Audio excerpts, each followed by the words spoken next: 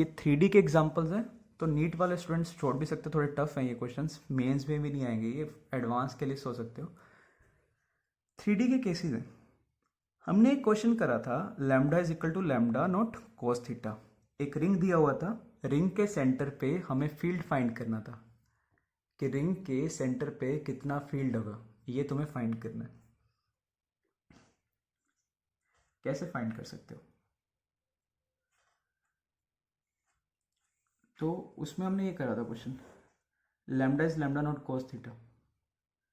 जैसे से आगे जा रहे हो, फर्स्ट क्वाड्र ये मान लो एक्स एक्सिस है, ये वाई एक्सिस है। फर्स्ट क्वाड्रेंट में कोस पॉजिटिव, इधर कोस पॉजिटिव। याद आ रहा है? अभी एग्जांपल हमने कर चुके हैं।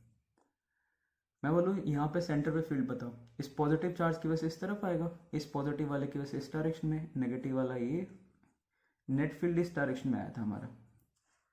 तो इस रिंग के सेंटर में किस तरफ फील्ड आता? इस डायरेक्शन में। अब सेंटर पे नहीं है, सेंटर से किसी हाइट पे निकालना है।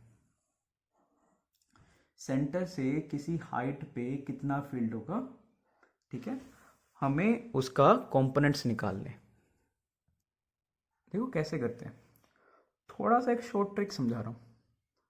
मतलब तुम्हें डायरेक्टली एक बार ना वेक्टर का डायरेक्शन पता लग जाएगा कि रिजल्टेंट फील्ड का डायरेक्शन कैसा होगा। मैं ये क्वेश्चन किस कैसे ट्राई करता हूँ।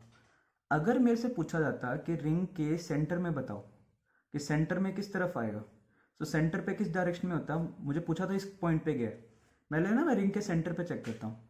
अगर रिंग के सेंटर में पूछा जाता तो कहाँ पे फील्ड आना था? एक्स की तरफ आना था, ये एक्स के ऑपोजिट मतलब माइनस एक्स में। अगर किसी सेंटर से किसी डिस्टेंस पे पूछा गया तो कहाँ कहाँ पे फील्ड आएगा? देखो रिंग के सेंटर में कहाँ पे फील्ड आ रहा है? सिर्फ एक्स में, वाई पे कोई फील्ड नहीं है।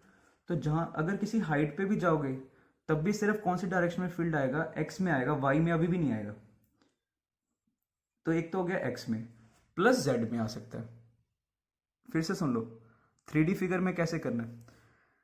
मान लो ये रिंग दे दिया और बताया कि रिंग के यहाँ पे बताओ किस डायरेक्शन में फील्ड आएगा, ठीक है। पहले रिंग के सेंटर पे चेक करो। रिंग का सेंटर मतलब X Y plane, X Y plane में सिर्फ कहाँ पे फील्ड आ रहा है? एक्स में। तो यहाँ पे भी एक्स वाई प्लेन में जो फील्ड आएगा सिर्फ एक्स में आएगा, वाई में नहीं आएगा। प्लस जेड में आ सकता है। जैसे फॉर एग्जाम्पल एक अगर पूरा रिंग होता, अगर ये रिंग कंप्लीट होता तो रिंग के सेंटर में, और ये यूनिफॉर्म रिंग होता है, याद है रिंग, ये रिंग है, यहाँ पे किस डायरेक्शन में फील्ड आता है? इस डायरेक्शन में आता है। कैसे? अगर ये यूनिफॉर्म रिंग हो, सेंटर पे फील्ड किस डायरेक्शन में होगा? अगर ये यूनिफॉर्म रिंग है, सेंटर पे तो फील्ड जीरो होता है, तो एक्स वाई प्लेन में तो नहीं आएगा, सिर्फ उसके परपेंडिकुलर डायरेक्शन में आ सकता है। अब यहाँ पे चेक करो, ये साइड पॉजिटिवली चार्ज है, ये भी पॉजिटिवली चार्ज है, ये पार्ट नेगेटिवली चार्ज है, और ये वाला पार्ट भी नेगेटिवली चार्ज है। हमें यहाँ पे फील्ड निकालना। पहले मैं सेंटर पे चेक किया, सेंटर पे किस तरफ आ रहा है? एक्स में। तो वाई में फील्ड नहीं होगा, ये कंफर्म हो गया। इस पॉजिटिव चार्ज की वजह से फील्ड इस साइड कुछ आएगा, और इस नेगेटिव वाले की वजह से नीचे की तरफ आएगा।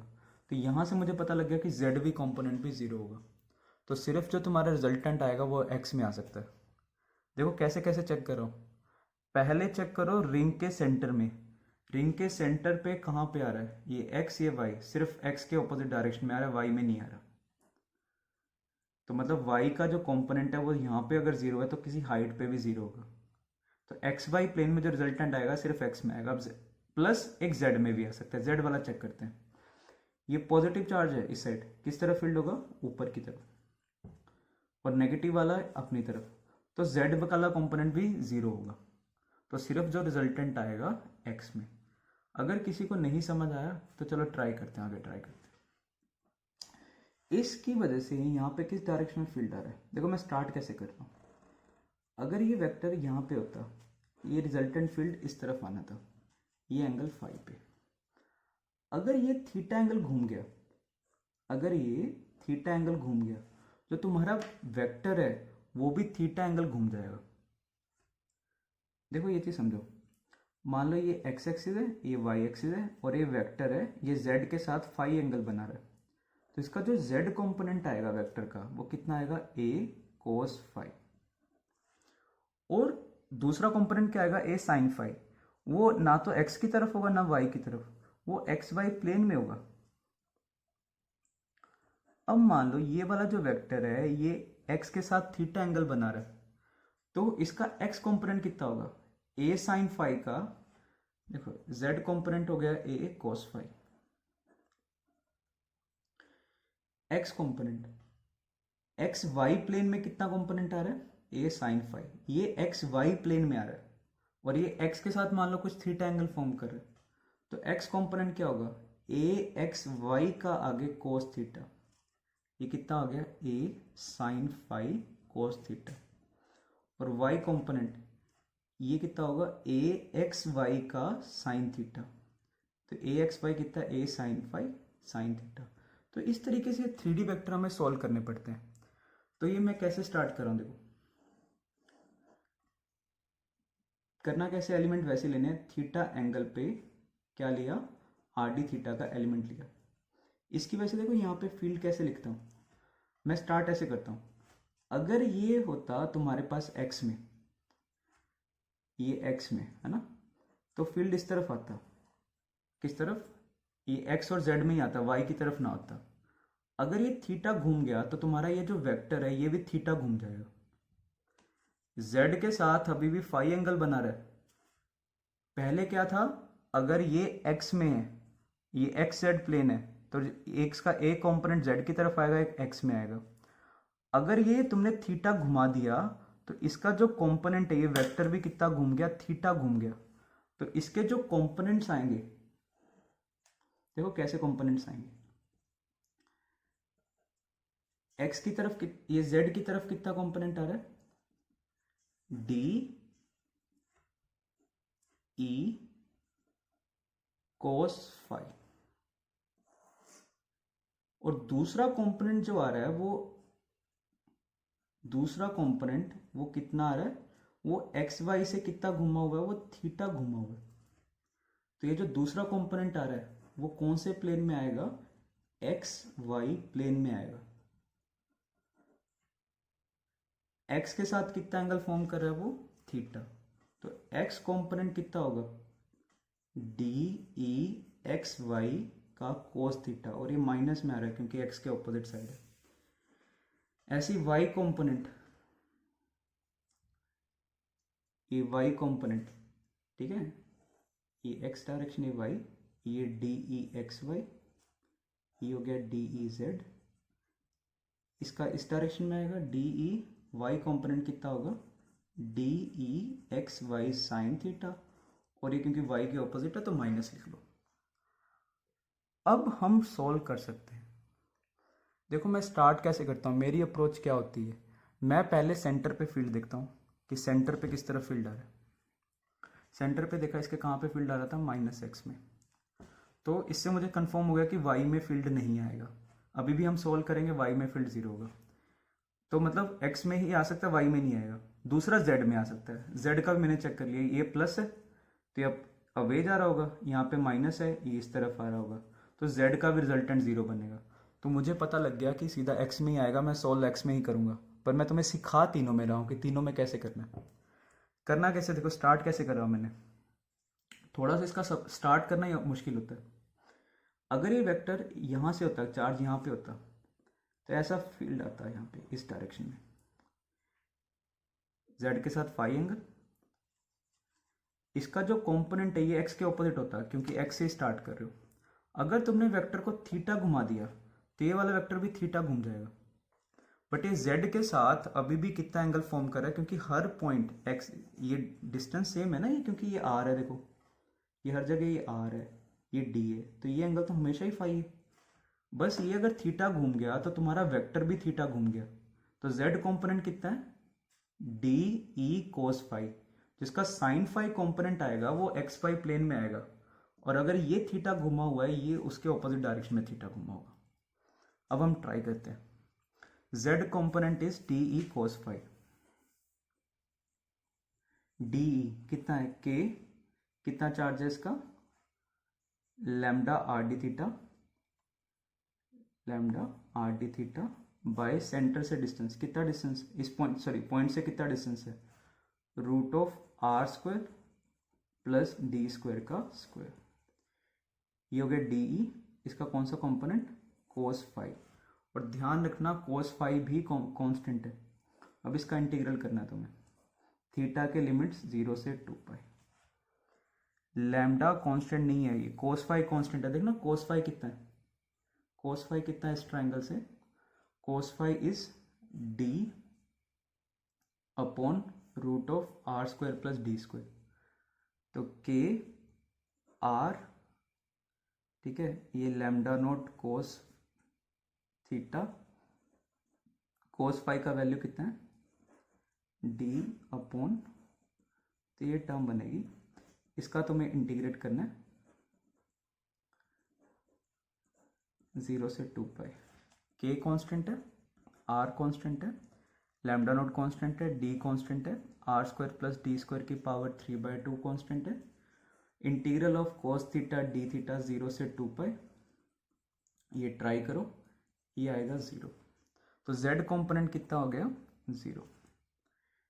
x ट्राई करो, x कंपोनेंट कितना था माइनस ऑफ, क्या रहा है D E X Y cos theta 0 से 2 pi. D E X Y क्या है, D E sine phi. D E sine phi मतलब डी ई कितना है, देखो डी ई कितना था K D Q is lambda R D theta by under root of R square plus D square का square, तो are square plus D square, तो ये है डी ई। तो के लैम्डा, और लैम्डा कितना है lambda naught cos theta into R D theta by are square plus D square sine phi cos theta.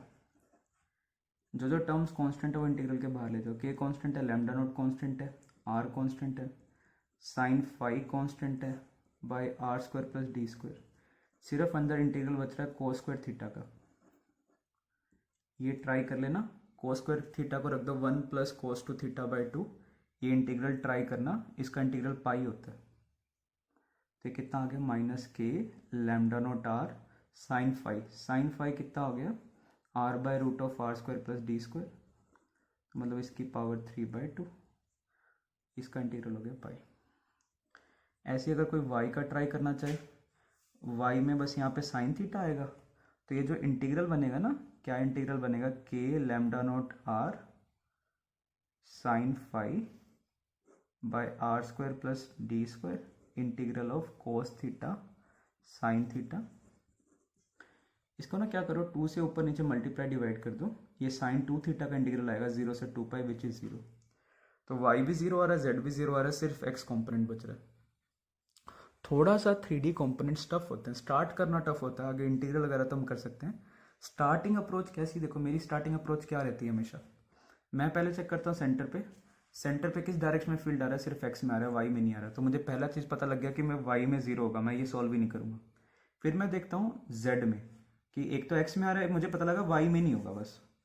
फिर z में देखते हैं, इस पॉजिटिव वाले की वजह से ऊपर, नेगेटिव वाले के नीचे, तो z भी 0 हो गया, तो सिर्फ x में बचेगा। अब स्टार्ट कैसे करना, थीटा ना तुम्हारा x के साथ एंगल है, उसमें हमने जब क्वेश्चन किया था, तो पहले इस x यहाँ से स्टार्ट करो, क्योंकि यहाँ पे अगर चार्ज रहा होगा तो ये ना एक्स जेड प्लेन में आएगा ये। अब अगर तुम x के साथ थीटा घुमा दो तो ये वेक्टर भी थीटा घूम जाएगा, ये वेक्टर थीटा घूम चुका है, x के साथ थीटा घुमाया था तो ये x के साथ से थीटा घूम चुका है वेक्टर, बट ये एंगल अभी फाई है, तो z कंपोनेंट कितना होगा D cos phi. Sine phi जो आएगा वो एक्स वाई प्लेन में आएगा, पर x के साथ कितना घूम चुका है ये थीटा एंगल, तो इसका x component D X Y का ये, फिर आगे इंटीग्रल है। 3D का एक और क्वेश्चन करा रहा, एक जैसे स्क्वायर दिया हुआ है, स्क्वायर के कॉर्नर्स पे 4 क्यू चार्जेस रख दिए, और इसके परपेंडिकुलर, सेंटर से परपेंडिकुलर b डिस्टेंस पे हमें फील्ड फाइंड करना है। देखो वही मेथड लगाते हैं, पहले इसके सेंटर पे कितना फील्ड होता, सेंटर पे कितना फील्ड आना था 0, दिख रहा है, तो मतलब x इस प्लेन में तो कोई भी फील्ड नहीं होगा, सिर्फ इसी प्लेन में आएगा, तो मतलब कौन सी डायरेक्शन में आएगा, सिर्फ z डायरेक्शन में आएगा। मान लो ये तुम्हारे पास, ऐसे करते हैं फॉर एग्जांपल, मान लो ये मेरे पास नीचे वाला x है, ठीक है, या ये x है, ये नीचे वाला y है, और ये बाहर वाला डायरेक्शन ये z है। तो यहाँ पे फील्ड निकालते हैं। ये डिस्टेंस कितना होगा a/2, ये डिस्टेंस कितना है b, ये डिस्टेंस कितना हो गया ये वाला, ये कितना डिस्टेंस हो गया, ये हो गया रूट ऑफ a/2 का स्क्वायर, दैट इज a² / 4 प्लस b²। अब ये वाली चीज़ भी इसके परपेंडिकुलर है, ये a/2 है, मान लो ये एंगल फाई फॉर्म कर रहा है, ये एंगल है थीटा, ठीक है। तो अब स्टार्ट करते हैं, ये वाला डिस्टेंस कितना होगा, पहले इस पॉइंट की वजह से यहाँ पे फील्ड कितना आएगा, ये मैग्नीट्यूड देते हैं। ये डिस्टेंस है रूट ऑफ a² / 4 प्लस b², ये वाला डिस्टेंस कितना होगा, रूट ऑफ a² / 4 प्लस इस डिस्टेंस का स्क्वायर, ये कितना डिस्टेंस है ये, तो a² / 4 प्लस b²। तो इस चार्ज की वजह से यहाँ पे कितना फील्ड होगा, E = k/q बाय डिस्टेंस का स्क्वायर। अब देखो, अगर ये चार्ज होता है यहाँ पे, तो ये जो तुम्हारे पास वेक्टर आना था, ये सिर्फ कौन से प्लेन में आना था, YZ प्लेन में आना था, और यहाँ से फाई एंगल नीचे आना था। अब क्योंकि ये थीटा एंगल घूम चुका है, तो तुम्हारा जो वेक्टर है वो भी थीटा घूम चुका है, मतलब YZ के साथ ये और आगे कितना आ चुका है, इस साइड थीटा एंगल आ चुका है। तो इसके कंपोनेंट्स देखो, इसके कंपोनेंट्स कैसे आएंगे, ये Z, नीचे की तरफ इसका कंपोनेंट आएगा y में DE sin phi, ठीक है, और जो दूसरा कंपोनेंट आएगा वो XZ प्लेन में आएगा, ये कितना आएगा DE cos phi। क्योंकि ये थीटा घूम चुका है तो ये Z के साथ थीटा घूम चुका होगा वेक्टर, तो Z के साथ थीटा, तो इसका जो ये तो हो गया y कंपोनेंट, इसका z कंपोनेंट कौन सा होगा, सिंपली DE नहीं, सिंपली E लिखो, ठीक है, क्योंकि पॉइंट चार्ज नहीं है ना। तो इसका जो z कंपोनेंट कितना होगा, EXZ cos थीटा, और इसका जो x कंपोनेंट कितना होगा, EXZ sin थीटा, ठीक है। ऐसे इसका निकालना, सबके z कंपोनेंट्स ऐड होंगे, तो जो रिजल्टेंट होगा सिर्फ z वाले ऐड होंगे, 4EZ, that is 4 times EXZ cos theta, या 4 times E cos phi cos theta. E का value kq by a² / 2 plus b², cos phi, इस ट्राइंगल से देखो cos phi कितना हो गया, b/√ ऑफ a² / 4 प्लस b², cos phi इस ट्राइंगल से देखो, ये इसके लिए बेस है कितना, रूट ऑफ a² / 4 प्लस b² अपॉन, ये इसके लिए हाइपोटेनस था, हाइपोटेनस कितना आया था, root of a² / 2 plus b², तो ये कितना आ गया 4kqb upon a² / 2 plus b² की पावर 3/2। तो ये 3D के क्वेश्चन है, थोड़े टफ होते हैं, ठीक है। स्टार्ट ऐसे करा करो कि अगर यहाँ पे होता किस तरह फील्ड आता, अब घुमाओ तो ये फील्ड भी घूमेगा, तो जैसे इस साइड घूम गया तो ये z से थीटा एंगल घूम गया होगा। एक और एग्जांपल देखते हैं बच्चे एरोडोप का। क्या क्वेश्चन है, कहता है एक सिस्टम है, consist of a ball of radius r, एक बॉल है रेडियस r का, carrying symmetrically charge and surrounding plate is filled with a density rho is equal to a/r where a is a constant। ये कुछ भी symmetrically charge carry कर रहा है, मान लो इसका टोटल चार्ज है q, और इसका जो सराउंडिंग स्पेस है वो भी चार्ज है, कितना डेंसिटी इसका, rho is a/r, where r is distance from the centre of the ball. मतलब इसका जो बाहर वाला चार्ज डेंसिटी है वेरिएबल है ए बाय आर। कहता find ball charge at which magnitude of electric field is independent of R outside the ball. मतलब ball के बाहर जो फील्ड है वो इस आर पे डिपेंड ना करे। देखो ये स्फेरिकल डिस्ट्रीब्यूशन में कैसे बताया था, किसी भी बाहर डिस्टेंस पे कैसे फील्ड निकाल सकते हो, के क्यू बाय आर स्क्वायर। एक ना शेल बना लिया करो कितना उसमें चार्ज आ रहा है। तो पहले हम चार्ज निकालते कि यहां तक कितना चार्ज होगा। अब ये आउटर वाला डेंसिटी तो वेरिएबल है, पहले ये फाइंड करते हैं कि 0 से लेकर के आर तक कितना चार्ज होगा। आर डिस्टेंस पे एक शेल बनाया, ठीक है, आर रेडियस का, कितनी थिकनेस का हो गया ये मान लो डी आर थिकनेस का हो गया। तो इस शेल का कितना वॉल्यूम होगा, इस शेल का वॉल्यूम कितना हो गया 4 pi r square d r. इस पार्ट में कितना चार्ज होगा, rho into d v, rho कितना है ए by r into 4 pi r square d r. ये इस पार्ट में चार्ज होगा। तो मुझे बताओ यहां से लेकर के, पहले तो बॉल है बाहर, यहां से लेकर के किसी भी आर डिस्टेंस तक कितना चार्ज है, तो वो चार्ज निकालते हैं। A 4 pi r d r, कहाँ से कहाँ, कैपिटल आर से स्मॉल आर। 4 पाई ये कांस्टेंट आ गया, आर का इंटीग्रल हो गया r square by 2, limits capital r से स्मॉल आर, ये हो गया 2 pi a r square minus r square. तो इतना ये चार्ज आ गया बाहर वाला। तो टोटल क्यू चार्ज ये है, बाहर वाला चार्ज ये क्यू चार्ज बाहर है। तो मैं बोलूँ यहाँ पे कितना फील्ड आएगा, कितना फील्ड होगा, के Q plus Q by centre से डिस्टेंस का स्क्वायर, ठीक है। तो ये कितना आ गया, के क्यू प्लस ये क्यू कितना आ रहा है 2 pi a r square minus r square upon r square. तो कितना हो गया, k q by are square plus 2 pi a, ठीक है, और ये कितना हो गया minus 2 pi a r square by are square.